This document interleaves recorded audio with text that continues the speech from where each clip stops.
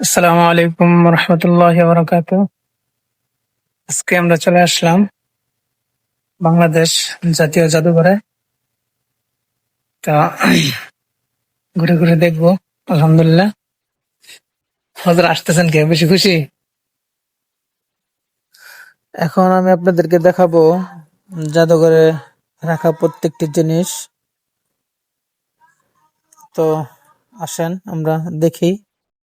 এই যে জিনিসগুলো দেখতে পাচ্ছেন এগুলো হচ্ছে আপনার অর্নামিকাল, আপনার ওই চাইনার যারা তাদের অলংকার বানায় এগুলো দিয়ে আর কি।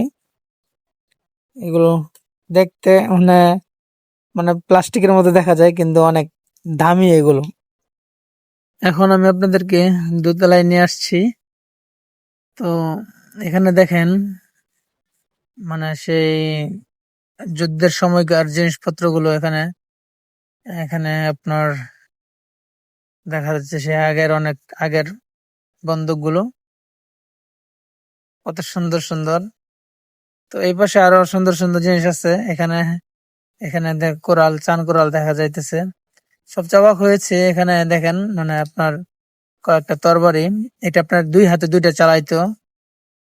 একটু এদিকেই আহ, এগুলো রান্দা এখানে। আর একটু সামনের দিকে আছে আপনার এই যে দেখেন এই যে তরবারি গুলো। এটি হচ্ছে আপনার মানে দেখেন হাতের ভিতর মানে দুই হাত ঢুকায় মানে দুইটা তরবারি চালানো হয়তো। খুব সুন্দর একটা জিনিস। আসলে না আসলে এটা মানে বুঝতে পারবেন না জাদুঘরের সৌন্দর্য এখানে ফুটে উঠেছে। এক কথায় মানে অসাধারণ। এই দেখেন মানে যুদ্ধের যেই যুদ্ধ করার সময় যে মাথার ভিতরে টুপিগুলা পড়তো, এটা কত বড়। আমি তো মানে যাওয়ার পর জিজ্ঞেস করতেছি এটা এত বড় মাথা কার ছিল। বিশাল বড় এক টুপি।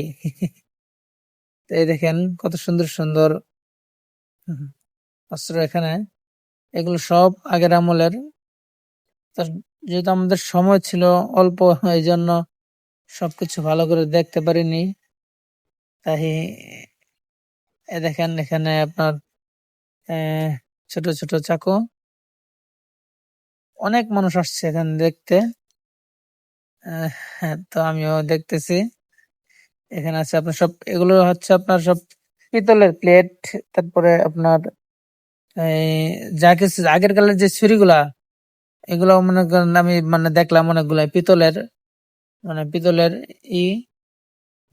তবে আপনার ছুরিগুলা বোঝা যায় যে মানে অনেক দামি।